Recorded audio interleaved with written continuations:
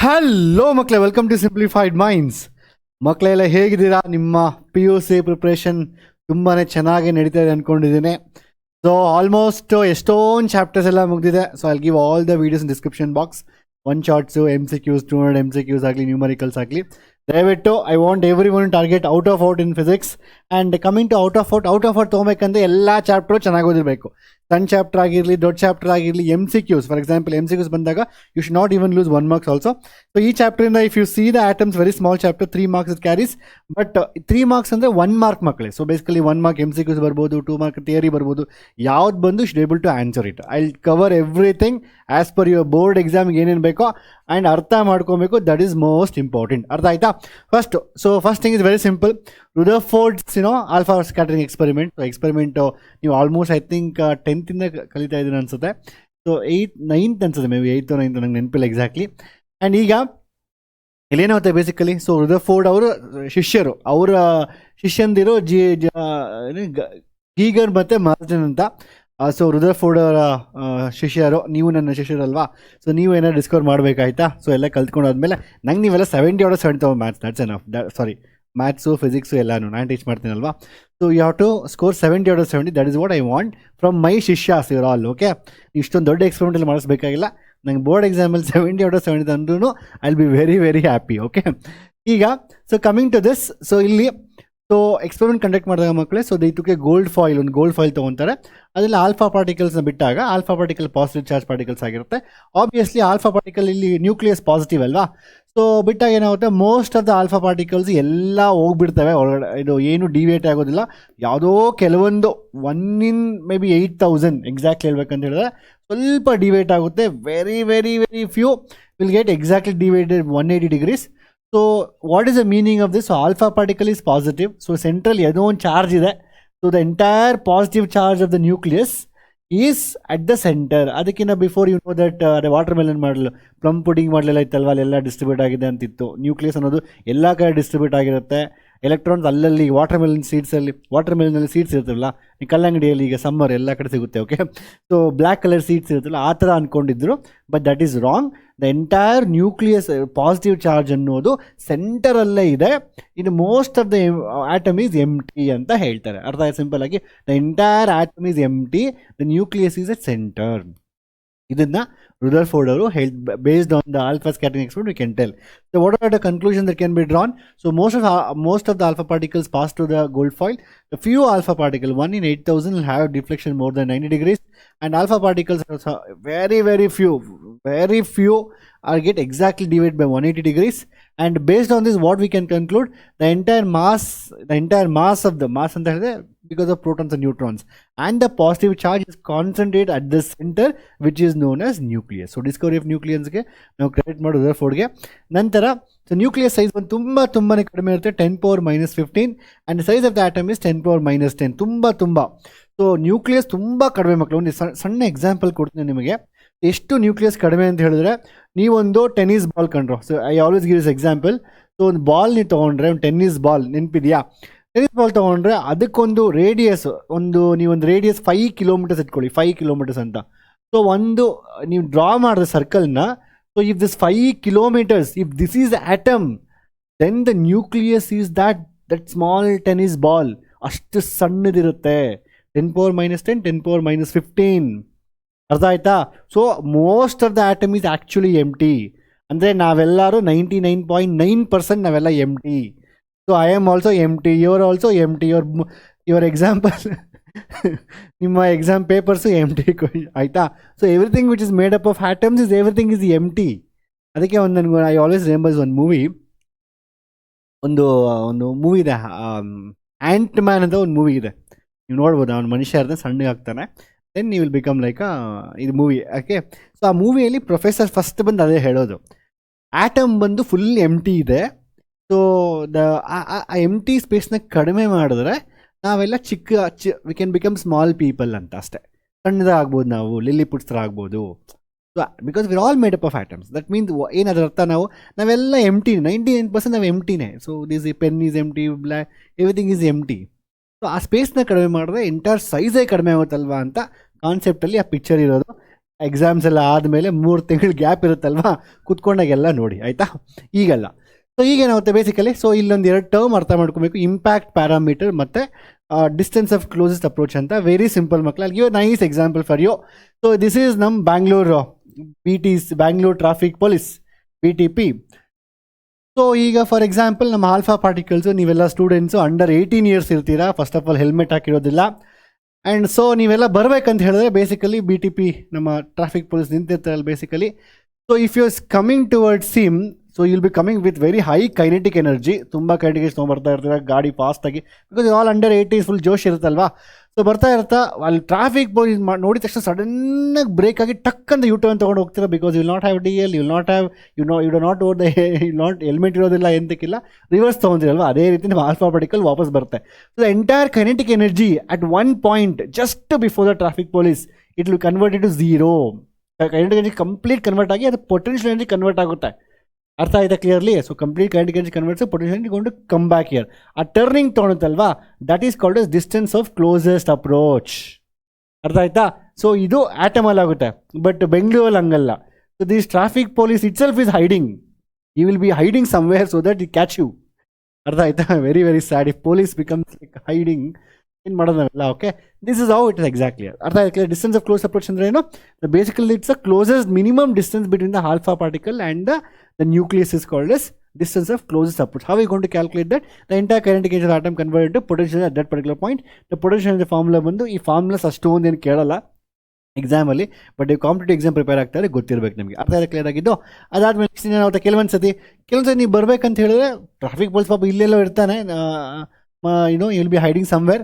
But ನೀವು ಹಿಂಗೆ actually ಈ ರೋಡ್ ಹೋಗ್ಬೇಕಾಯ್ತು, you suppose to go in this road, but you saw him and you just get take a right turn, left turn, whatever it may be. So this is called as what basically? So you're supposed to go Papa ನೀವು ಹಿಂಗೆ ಹೋಗ್ಬೇಕಾಗಿತ್ತು, but because of this guy you took some turn this side.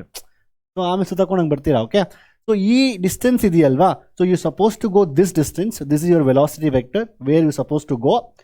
Because of this you took a turn like this, and so the distance between this the alpha particle, this traffic police and you is called as what? So it's called impact parameter. That means it is the velocity vector. The velocity vector ಮತ್ತೆ centre ಇದೆಯಲ್ವಾ, ಇದು line of ಏನಂದ್ರೆ centre line of the nucleus, ಅದರದ್ದು distance ಇದೆಯಲ್ವಾ, that is called as impact parameter. ಎಕ್ಸಾಮಲ್ಲಿ ಕೇಳಿದ್ರೆ ನೆನ್ಪಿಟ್ಕೊಳ್ಳಿ. So traffic police ಮತ್ತು ನೀವು ಈಸಿಯಾಗಿ ಬರೀಬೋದು. So distance of close approach ಅಂದರೆ ಎಕ್ಸಾಕ್ಟ್ಲಿ ಗೋಯಿಂಗ್ ಹೆಡ್ ಆನ್, ಏನು ಮಾಡೋಕ್ಕಾಗಲ್ಲ, ಒಂದೇ ರೋಡ್ ಟರ್ನ್ ಮಾಡ್ಕೊಂಡು ಬರಲೇಬೇಕು. That is called as distance of close approach. You have left turn, right turn, you have so many options, so you took that way. So that distance ಏನಿದೆ ಇದೆಯಲ್ಲ, that's called impact parameter. ಅರ್ಥ ಆಗಿದೆ simple ಆಗಿ. Next coming to electron orbits. See this is very important. ನಾನು MCQs ನೋಡ್ತಾ ಇರ್ತೀನಿ, specially ನಿಮ್ಮ 1 markers questions ನೋಡಿದಾಗ ಲಾಸ್ಟ್ ಇಯರ್ ರಿಪೀಟ್ ಆಗ್ತಾ ಇದೆ. ಆ್ಯಂಡ್ ಆಬ್ವಿಯಸ್ಲಿ ಈ ಥರ ಕ್ವಶನ್ CET ಬರ್ತಾ ಇತ್ತು, ಬಟ್ ಈಗ ಈವನ್ ಯುವರ್ 1 ಮಾರ್ಕ್ MCQs ಬರ್ತಾ ಇದೆ. ಅರ್ಥ ಆಯ್ತಾ? ಸೊ ಈಗ ವೆರಿ ಸಿಂಪಲ್ ಮಕ್ಕಳೇ. ಸೊ ಒಂದು ನ್ಯೂಕ್ಲಿಯಸ್ ತೊಗೊಂಡಾಗ electron is always revolving on the nucleus. So electron is bound to the nucleus ಅಲ್ವಾ basically. So it carries lots different types of energies, because there is the attraction ಇರೋದ್ರಿಂದ ಅದ್ರಲ್ಲಿ potential energy ಇರುತ್ತೆ, kinetic energy ಇರುತ್ತೆ, because move ಆಗ್ತಾ ಇರುತ್ತೆ, kinetic energy ಇರುತ್ತೆ. ಅವೆರಡನ್ನೂ add ಮಾಡಿದಾಗ ಟೋಟಲ್ ಎನರ್ಜಿ ಇರುತ್ತೆ. So total energy of electron always remember it is negative. ಯಾಕೆ it's negative? Because it's bound to the nucleus. So negative. So ಅಂದರೆ ಎನರ್ಜಿ ರಿಲೀಸ್ ಆಗಿ ಅದು ಹೋಗಿ ಅಲ್ಲಿ ನ್ಯೂಕ್ಲಿಯಸ್ ಹತ್ರ ಸಿಗಾಕೊಂಡಿದೆ. ಸೊ ಅದನ್ನು ತೆಗಿಬೇಕಂತ ಹೇಳಿದ್ರೆ ನಿಮ್ಗೆ ಅಷ್ಟು ಎನರ್ಜಿ ಸಪ್ಲೈ ಮಾಡೋಕ್ಕೆ ಅದಕ್ಕೆ ಪ್ಲಸ್ ಕೊಡಬೇಕು ನೀವು. ಆಗ ಅದನ್ನ ರಿಮೂವ್ ಮಾಡ್ಬೋದು ನಾವು. That's called as ionisation enthalpy, ionisation energy, something will call it as. Next chapter nucleus will discuss binding energy. So ಅದು ಬೈಂಡಿಂಗ್ ಅಲ್ವಾ, that is for this one, ಏನದು ನ್ಯೂಕ್ಲಿಯಾನ್ಸ್ಗೆ. Fine, okay. ಸೊ ಈಗ ಟೋಟಲ್ ಎನರ್ಜಿ ಅದು always negative ಆಗಿರ್ಬೇಕು, ನೆನ್ಪಿಟ್ಕೊಳ್ಳಿ. Total energy be always negative. So ಈ formulas ಎಲ್ಲ ಬೇಡ, because again how you gonna derive the formulas when something rotates in a circular motion, it always centripetal force ಅಂತ ಇರುತ್ತೆ, mv²/r. So in this case centripetal force is provided by the Coulomb's force, the force between the if you take this as a hydrogen atom, the charge is E, here also E. So the Coulomb force is 1/4πε0e²/r. ಇವೆರಡನ್ನು equate ಮಾಡಿಕೊಂಡು will get the radius, ಅದಾದಮೇಲೆ will find energy expression find ಮಾಡ್ತೀವಿ. ಇದೆಲ್ಲ ಹಳೇ 3-4 years back ಇತ್ತು derivation. In fact it was a very important derivation. It use to come for 3 markers. ಈಗ ಇರೋದೇ 3 markers. So derivation ಅರ್ಥ, ಬಟ್ CETಗೆಲ್ಲ ಓದ್ತಾ ದಯವಿಟ್ಟು ಅರ್ಥ ಮಾಡ್ಕೊಳ್ಳಿ. ಅರ್ಥ ಆಯ್ತಾ? ಈಗ ಒಂದು ವೇಳೆ ಕೈನೆಟಿಕ್ ಎನರ್ಜಿ ನೀವೇನಾದರೂ, for example if you take the kinetic energy as like ಸಮಾಜ್, if you take 10, potential is always double of that, and it is -10 -20 ಇರುತ್ತೆ, ಡಬಲ್ ಇರುತ್ತೆ. ನೆನ್ಪಿಟ್ಕೊ, ಇದು ಡಬಲ್ ಇರುತ್ತೆ. ಕೈನೆಟಿಕ್ ಎನರ್ಜಿ 10 ಇದ್ದರೆ potential energy opposite sign double ಇರುತ್ತೆ. ಈಗ ಎರಡನ್ನೂ add ಮಾಡಿದಾಗ 10 - 20 ಎಷ್ಟು ಬರುತ್ತೆ? 10 - 20 -10 ಬರುತ್ತೆ ನನಗೆ. ಸೊ ಟೋಟಲ್ ಎನರ್ಜಿ -10 ಇರುತ್ತೆ. So if you take so whatever this kinetic energy exactly it should be same as the potential. T should be same as K E but opposite sign. E²/8πε0 ಅಂದರೆ ಇದು ಕೂಡ -E² wrong ಆಗಿದೆ. Okay, is -E²/8πε0. ಅರ್ಥ ಆಗಿದೆ clear ಆಗಿ? So ನೆನ್ಪಿಟ್ಕೊಳ್ಳಿ ಮಕ್ಕಳು, K E 10 ಇದ್ದರೆ ಪಿ -20 ಇರುತ್ತೆ. ಎರಡನ್ನೂ ಆ್ಯಡ್ ಮಾಡಿದಾಗ ನನಗೆ -10 ಬರುತ್ತೆ. Over all total energy should be always negative. ಇದು ನೆನ್ಪಿಟ್ಕೊಳ್ಳಿ, ಎಕ್ಸಾಮಲ್ಲಿ ಕೇಳ್ತಾ ಇದ್ದಾರೆ, ನಿಮ್ಮ ಸಿ ಇ ಟಿಯಲ್ಲೂ ಆಲ್ರೆಡಿ ಕೇಳಿದ್ದಾರೆ ಒಂದು 2-3 ಕ್ವಶನ್ನು. ರೀಸೆಂಟ್ಲಿ ಈವನ್ ನಿಮ್ಮ MCQs ಅಲ್ಲೂ ಕೇಳ್ತಾ ಇದ್ದಾರೆ. ಅರ್ಥ ಆಗಿದೆ ಕ್ಲಿಯರ್ ಆಗಿ? This is very important. ಅದಾದಮೇಲೆ ನಂತರ ರುದರ್ಫೋರ್ಡ್ ಮಾಡಲು so could not explain many things, few things. ಅಂದರೆ ಸ್ಟೆಬಿಲಿಟಿ ಆಫ್ ಆಟಮ್ ಎಕ್ಸ್ಪ್ಲೇನ್ ಮಾಡೋಕ್ಕಾಗಿಲ್ಲ. ಅಂದರೆ ರುದರ್ಫೋರ್ಡ್ ಈಗ ಫಾರ್ ಎಕ್ಸಾಂಪಲ್ ಎಲೆಕ್ಟ್ರಾನ್ ರಿವಾಲ್ವ್ ಆಗ್ತಾ ಇದ್ದರೆ, ಒಂದು ಯಾವುದಾದ್ರೂ ಒಂದು ನ್ಯೂಕ್ಲಿಯಸ್ ಸುತ್ತ ಎಲೆಕ್ಟ್ರಾನ್ ಚಾರ್ಜ್ ಪಾರ್ಟಿಕಲ್ ರಿವಾಲ್ವ್ ಆದರೆ ಅದು ರೇಡಿಯಸ್ ಕಡಿಮೆ ಆಗ್ತಾ ಇರುತ್ತೆ. ಕಡಿಮೆ ಆಗಿ ಎನರ್ಜಿ ರೇಡಿಯೇಟ್ ಬಂದು ಸೆಂಟ್ರಾಗಿ ಬೀಳಬೇಕದು. ಸೊ ಸ್ಟೆಬಿಲಿಟಿ ಎಂಟರ್ ಆಟಮೇ ಕೊಲಾಪ್ಸ್ ಆಗಬೇಕು. Because that could not be explain by Rutherford why it is not doing like. ಒಂದು ಎಲೆಕ್ಟ್ರಾನ್ ರಿವಾಲ್ವ್ ಆಗ್ತದೆ, ಅದು ಎನರ್ಜಿ ಕಡಿಮೆ ಆಗುತ್ತೆ. So it has to come, energy ಕಡಿಮೆ ಆದರೆ ರೇಡಿಯಸ್ ಕಡಿಮೆ ಆಗುತ್ತೆ. ಸೊ ಅದು ಸೆಂಟ್ರಲ್ ಬಂದು ಬೀಳಬೇಕು. ಬಟ್ ಆ ಥರ ಆಗ್ತಾ ಇಲ್ಲ. ಆ ಥರ ಯಾಕೆ ಆಗ್ತಾ ಇಲ್ಲ ಅಂತ ರುದರ್ಫೋರ್ಡ್ ಎಕ್ಸ್ಪ್ಲೇನ್ ಮಾಡೋಕ್ಕಾಗಿಲ್ಲ. ಅದಾದಮೇಲೆ Rutherford also could not explain the line spectra. So ಇದು ಎರಡು ನಿಮಗೆ ಎಕ್ಸಾಮ್ ಒಂದು ವೇಳೆ ಕೇಳಿದ್ರೆ ರುದರ್ಫೋರ್ಡ್ ಮಾಡಲ್ದು ಏನು ಡ್ರಾಬ್ಯಾಕ್ಸ್ ಅಂತ ಕೇಳಿದ್ರೆ ಅವೆರಡು ಬರಿಬೋದು ನೀವು. ಅರ್ಥ ಆಯ್ತಾ? ಅದಾದಮೇಲೆ ಸೊ ಬೋರ್ ಬಂದು ರುದರ್ಫೋರ್ಡ್ ಅವರ ಶಿಷ್ಯ. ಎಲ್ಲರೂ ಶಿಷ್ಯಂದಿರ ಆ್ಯಕ್ಚುಲಿ. ಅರ್ಥ ಆಯ್ತು ಕ್ಲಿಯರ್ ಆಗಿ? ಸೊ ಅರ್ಥ ಮಾಡ್ಕೊಳ್ಳಿ. ಸೊ ಇಯರ್ ನಾವು ಎಲೆಕ್ಟ್ರಾನ್ ಸಿ ವಾಟ್ ಹ್ಯಾಪನ್ಸ್ ನಾವು ಟೀಚರ್ ಏನು ಹೇಳಿದ್ರು ಅದು ರಾಂಗ್ ಅಂತ ಹೇಳ್ತಾರೆ ಅಷ್ಟೇ ಸಿಂಪಲ್ ಆಗಿ. So electron revolves in only in certain orbits. ಅವ್ರು ಹೇಳ್ತಾರೆ ಎಲೆಕ್ಟ್ರಾನ್ ಎಲ್ಲಂದ್ರೆ ರಿವಾಲ್ವ್ ಆಗೋದಿಲ್ಲ, it revolve only in certain orbits whose energy is constant. So where without radiating any energy, and those orbits are called as stationary orbits ಅಂತ ಕೇಳ್ತಾರೆ. Stationery orbits ಅಂದರೆ ಆ particular ಆರ್ಬಿಟ್ಸಲ್ಲಿ electron revolve ಆಗುತ್ತೆ, where this no energy emission, ಯಾವುದೇ ರೀತಿ energy ಕಳ್ಕೋದಿಲ್ಲ. It revolves only those orbits whose angular momentum is always multiple of h/2π ಅಂತ ಇರುತ್ತೆ. ಇದನ್ನು ಬರ್ಕೊಳ್ಳಿ ಎಕ್ಸಾಮಲ್ಲಿ. ಥರ್ಡ್ ಒನ್ನು, ಎಲೆಕ್ಟ್ರಾನ್ ಅನ್ನೋದು ರೊಟೇಟ್ ಆಗ್ತಾ ಎನರ್ಜಿ ಬಿಡೋದಿಲ್ಲ. Only when it make transition from one orbit to other orbit, then only. ಈಗ ಹೈಯರಿಂದ ಲೋವರ್ಗೆ ಬಂದರೆ ಅದು ಎಮಿಟ್ ಮಾಡುತ್ತೆ, ಲೋವರಿಂದ ಹೈಯರ್ಗೆ ಹೋದರೆ ಎನರ್ಜಿ ಅಬ್ಸರ್ವ್ ಮಾಡುತ್ತೆ. So there is a transition. ನಾನು ಎಕ್ಸಾಕ್ಟ್ಲಿ NCERTಯಲ್ಲಿ ಹೇಗಿದೆಯೋ ಆದಷ್ಟು ಅದೇ ರೀತಿ ನಾನು ಕೊಟ್ಟಿದ್ದೀನಿ. ಏನು ಹೇಳಿ, ಇದು ಪಾಸ್ಟುಲೇಟ್ಸ್ನ ಒಂದು ವೇಳೆ ನಿಮ್ಮ ಕಾಲೇಜಲ್ಲಿ ಡಿಫ್ರೆಂಟಾಗಿ ಈಸಿಯಾಗಿ ಕೊಟ್ಟಿದ್ದು, you can write even that also. But this is 100% as per NCERT book. So ಅಲ್ಲಿ ಹೇಗಿದೆಯೋ ಅದೇ ರೀತಿ ಕೊಟ್ಟಿದ್ದೀನಿ. ಅರ್ಥ ಆಯ್ತು ಕ್ಲಿಯರ್ ಆಗಿ? So when electron make transition from one state to other state, for example higher ಸ್ಟೇಟಿಂದ ಕೆಳಗಡೆ ಸ್ಟೇಟಾಗಿ ಬಿದ್ದಾಗ, ಸೊ ಅದು ಎನರ್ಜಿ ಲಿಬರೇಟ್ ಮಾಡುತ್ತೆ ಇನ್ ಟರ್ಮ್ಸ್ ಆಫ್ ಫೋಟಾನ್ಸ್. ಈ ಎನರ್ಜಿ ಅಂದರೆ ಫೋಟಾನ್ಸ್ ಅಲ್ವಾ? So that energy hν is equal to E2 - E1. ನಮ್ಮ ಪ್ರೀವಿಯಸ್ ಚಾಪ್ಟರಲ್ಲಿ ನೋಡಿದ್ವಿ dual nature already. So the photon emitted is E2 - E1. ಎಕ್ಸಾಮಲ್ಲಿ ಕೇಳ್ತಾರೆ. This is very very high probability question. ದಯವಿಟ್ಟು ಚೆನ್ನಾಗಿ ಅರ್ಥ ಮಾಡ್ಕೊಬೇಕು ನೀವು. ಅರ್ಥ ಆಯ್ತಾ?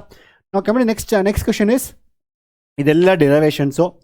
So it was there 3 years before. ಎಲ್ಲ ಡಿರೈವೇಷನ್ಸ್ ಇಂಪಾರ್ಟೆಂಟು, ಬಟ್ ಈ ಡಿರೈವೇಷನ್ಸ್ ಯಾವುದೂ ಇಲ್ಲ.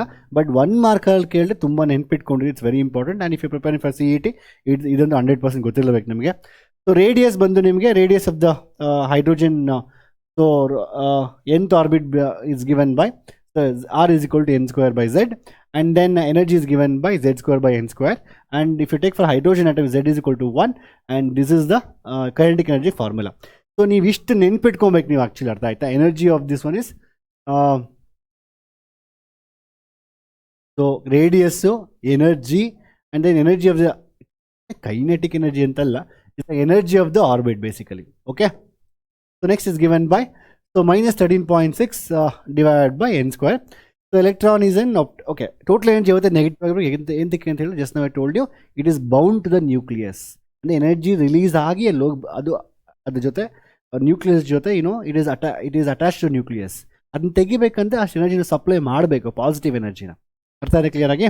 ಅದಾದಮೇಲೆ next then again we had all these things. Last year ಇತ್ತು, ಇವನ್ ನ್ಯೂಮರಿಕಲ್ಸು ಬರ್ತಾಯಿತ್ತು, ಲೇಮ್ಯಾನು ಬಾಲ್ಮರ್ ಸೀರೀಸ್ದು. Calculate the lowest frequency, highest frequency. ನೀವು ಹಳೇ ಕ್ವಶನ್ ಪೇಪರ್ಸ್ ಒಂದು 3 ವರ್ಷ ಕ್ವಶನ್ ಪೇಪರ್ಸ್ ಹಿಂದೆ ನೋಡಿದ್ರೆ these numericals to come. But anywhere we don't have text ಬುಕ್ಕಲ್ಲಿ ಇಲ್ಲ ಇದು. ಜಸ್ಟ್ ನಾನು MCQs ಹೆಲ್ಪ್ ಆಗಲಿ ಅಂತ ಕೊಡ್ತಾ ಇದ್ದೀನಿ. ಸೊ -13.6 ಲೋಯೆಸ್ಟ್ ಎನರ್ಜಿ ಲೆವೆಲಲ್ಲಿ ಗ್ರೌಂಡ್ ಸ್ಟೇಟಲ್ಲಿ -13.6 ಇರುತ್ತೆ. ಅಂದರೆ to remove the electron from this state, ಇಲ್ಲಿಂದ ರಿಮೂವ್ ಮಾಡಬೇಕಂತ ಹೇಳಿದ್ರೆ ನನಗೆ basically have to supply +13.6 electron volts.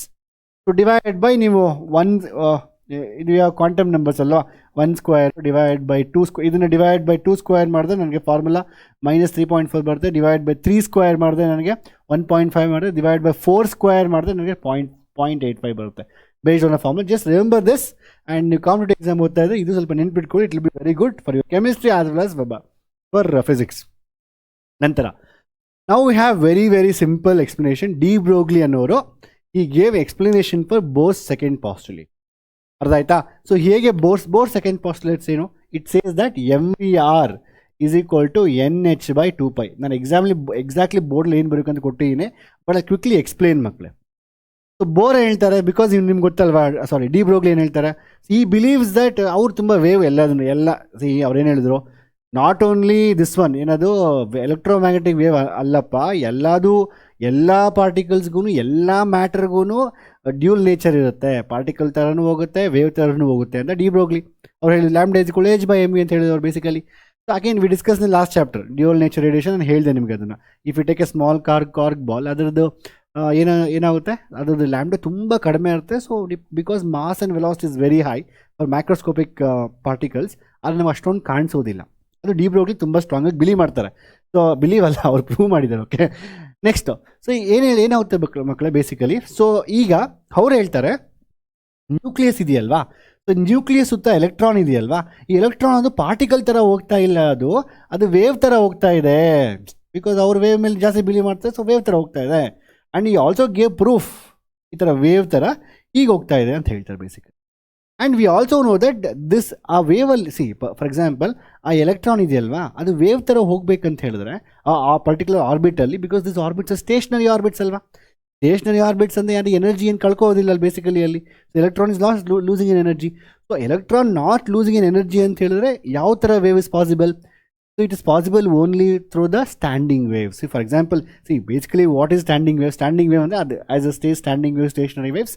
So ಅದರಲ್ಲಿ ಸ್ಟ್ಯಾಂಡಿಂಗ್ ನಿಮ್ಗೆ ನೋಡಿದ್ರೆ ಒಂದು ನಿಂತಂಗೆ ಕಾಣಿಸುತ್ತೆ, ಅದು ಎಲ್ಲಿ ಮೂವ್ ಆದಂಗೆ ಕಾಣಿಸೋದಿಲ್ಲ. ವೇವ್ ಟ್ರಾವೆಲ್ ಆಗ್ತಾನೆ ಎನರ್ಜಿ ಕ್ಯಾರಿ ಮಾಡುತ್ತೆ. ಅಲ್ಲೇ ಸ್ಟ್ಯಾಂಡಿಂಗ್ ವೇವ್ ಅಲ್ಲೇ ವೈಬ್ರೇಟ್ ಆಗ್ತಾ ಇದ್ರೆ ಇಟ್ ಸ್ಟೋರ್ಸ್ ಎನರ್ಜಿ ಬೇಸಿಕಲಿ. ಅದು ಎನರ್ಜಿ ಏನು ಬಿಟ್ಕೊಡ್ತಾ ಇಲ್ಲ. ಸೊ ಸ್ಟ್ಯಾಂಡಿಂಗ್ ವೇವ್ ಕಂಡೀಷನ್ ಏನು ನಾವು ಫಸ್ಟ್ PUC ಕಲ್ತಿರ್ತೀವಿ. ಫಾರ್ ಎಕ್ಸಾಂಪಲ್ ನಿಮ್ಗೊಂದು ಸ್ಟ್ಯಾಂಡಿಂಗ್ ವೇವ್ ಕ್ರಿಯೇಟ್ ಆಗಬೇಕಂತ ಹೇಳಿದ್ರೆ ಮೇಲೆ ಹೇಗೆ ಹೋಗುತ್ತೋ ಹಿಂಗೆ ಒಂದೆರಡು ಆಯ್ತಲ್ವಾ, ಮತ್ತೆ ವಾಪಸ್ ಎಕ್ಸಾಕ್ಟ್ಲಿ ಹಾಗೆ ಬರಬೇಕು.